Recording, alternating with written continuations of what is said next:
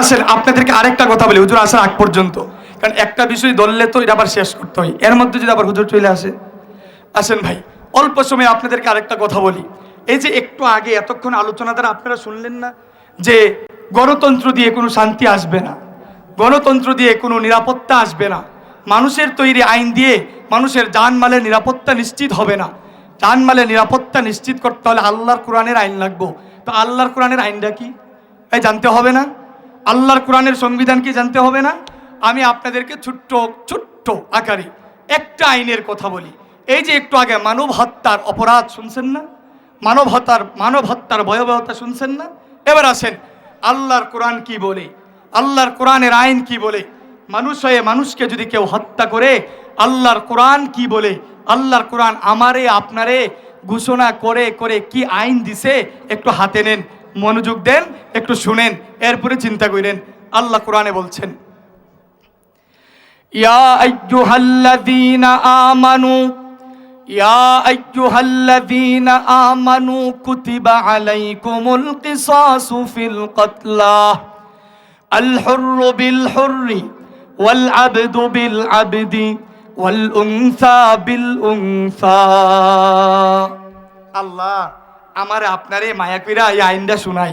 আল্লাহ বলছেন, ইয়া আইয়ুহাল্লাযীনা আমানু, এই মুমিনেরা, কুতিবা আলাইকুমুল কিসাসু ফিল কতলা, আমি আল্লাহ তোমাদের উপর কিসাসকে ফরজ করে দিলাম। বলে কি? বলে আল হুররু বিল হুররি, কোনো স্বাধীন পুরুষ যদি আরেকটা স্বাধীন পুরুষকে অন্যায়ভাবে হত্যা করে আমি রাষ্ট্রের উপর ফরজ করে দিলাম, রাষ্ট্রপ্রধান এবং প্রশাসন ওই হত্যাকারীকে প্রকাশ্যে মৃত্যুদণ্ড দিবে। ওয়াল আবদু বিল আবদি, কোনো গোলাম পুরুষ যদি আরেক গোলাম পুরুষকে অন্যায়ভাবে হত্যা করে আমি আল্লাহর সংবিধান হচ্ছে, আমি আল্লাহর আইন হচ্ছে ওই হত্যাকারীকেও মৃত্যুদণ্ড দাও। ওয়াল উনসা বিল উনসা, কোনো নারী যদি অপর নারীর ইচ্ছাকৃতভাবে অন্যায়ভাবে হত্যা করে আমি আল্লাহর বিধান, আমি আল্লাহর আইন হচ্ছে ওই নারীরও তোমরা মৃত্যুদণ্ড দাও। তাহলে হত্যাকারীর আইন আল্লাহর কোরআন কি বলছে শুনছেন? এবার আইন আরেকটু বিস্তারিত। আল্লাহ কোরআনের আরেক আয়াতে বলছেন, وكتبنا عليهم فيها أن النفس بالنفس والعين بالعين والأنف بالأنف والأذن بالأذن والسن بالسن والجروح قصاص فمن تصدق به فهو كفارة له ومن لم يحكم بما أنزل الله فأولئك هم الظالمون। আল্লাহ বিস্তারিত বলছে, এক কথাই বলে দেই। আল্লাহ বলছে আমার নাম আরিফ বিল্লাহ, আপনার নাম আব্দুল্লাহ। আল্লাহ বলছেন এই রাষ্ট্রপ্রধান, এই প্রশাসন, শোনো, আরিফ বিল্লাহ যদি অন্যায়ভাবে আব্দুল্লাহর হাত কেটে দেয় তাহলে তোমার উপর কর্তব্য হচ্ছে তুমি আরিফ বিল্লাহর একটা হাত কেটে দাও। আরিফ বিল্লাহ যদি আব্দুল্লাহরে অন্যায়ভাবে তার একটা চোখ নষ্ট করে ফেলে, এই রাষ্ট্রপ্রধান আমি আল্লাহ তোমার উপর ফরজ করে দিলাম তুমিও আরিফ বিল্লাহর একটা চোখ নষ্ট করে দাও।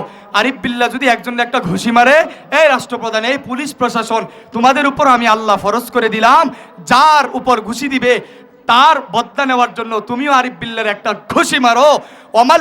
ফামান তাসাদ্দাকা বিহি ফাহুয়া কাফারাতুল লাহু, এটা হচ্ছে আমি আল্লাহর বিধান। আর যদি যারে মারছে ও অথবা ওর ওয়ারিস যদি মাফ করে দেয় আমি আল্লাহও মাফ করে দিলাম। ওয়ামান লাম ইয়াহকুম বিমা আনজালাল্লাহ ফাউলাইকা হুমুজ জালিমুন। সাবধান, আমি আল্লাহ যে আইন তৈরি করে দিয়েছি তোমরা যদি আমি আল্লাহর আইন অনুযায়ী বিচার না করো, আমি আল্লাহর আইন অনুযায়ী জমিনে ফাইসালা না করো, পশ্চিমা ব্রিটিশদের আইন দিয়ে যদি তোমরা সংবিধান চালাও, আমি আল্লাহর ঘোষণা ফাউলাইকা হুমুজ জালিমুন। তুমি এমপি হতে পারো, তুমি মন্ত্রী হতে পারো, তুমি চেয়ারম্যান হতে পারো, নিঃসন্দেহে তুমি জালেম। বুঝছে? আচ্ছা ঠিক আছে, আমি শেষ করে দিচ্ছি। তাহলে বলেন আল্লাহর কোরআনের আইন অনুযায়ী যদি রাষ্ট্র পরিচালনা কেউ না করে, হে জালেম। কে বলছে রে ভাই? আওয়াজ করে বলেন কে বলছে? আরো আওয়াজ করে বলেন কে বলছে? তাহলে আল্লাহ যদি কেউ রে জালেম কই, আমরা কইতে কোনো সমস্যা আছে নি? তাহলে আল্লাহর আইন আমাদের এই জমিনে প্রতিষ্ঠিত হোক। কারা কারা চান দুটা হাত তুলে আল্লাহরে দেখান তো।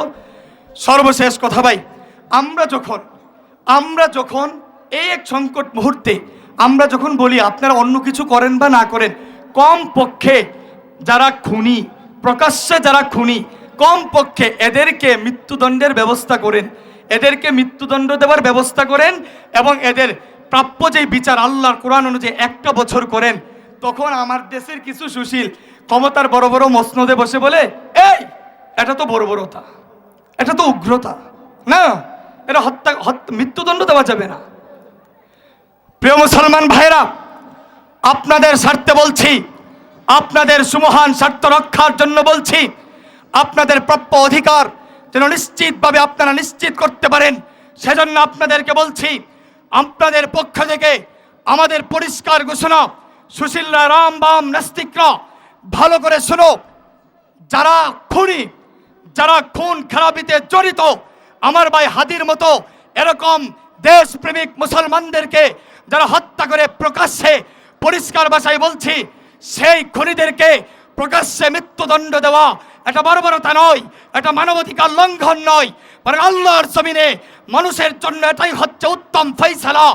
আর তোমরা যেই মানবতার দোহাই দিয়ে ওই খুনিদেরকে বাঁচাতে চাও, এদেরকে মৃত্যুদণ্ড থেকে বাঁচাতে চাও, আর এই সুযোগে এরা জেলখানা থেকে বের হয়ে আমার লক্ষ মায়ের কুল খালি করে, আল্লাহর কসম তোমরাই হচ্ছ মানবাধিকার লঙ্ঘনকারী, মানবতার দুশ্মন, মানবতার দুশ্মন, মানবতার দুশ্মন। ঠিক কিনা বলো? আল্লাহ আমাদেরকে বুঝাও মানার তৌফিক দান করুন। আল্লাহর নবীর 63 বছরের অক্লান্ত পরিশ্রমের খিলাফার রাষ্ট্র আল্লাহ আমাদের জমিনে ব্যবস্থা করে দেওয়ার তৌফিক দান করুন। ওয়া আখিরু দাওয়ানা আলহামদুলিল্লাহি রাব্বিল আলামিন। আসসালামু আলাইকুম ওয়া রাহমাতুল্লাহি ওয়া বারাকাতুহু।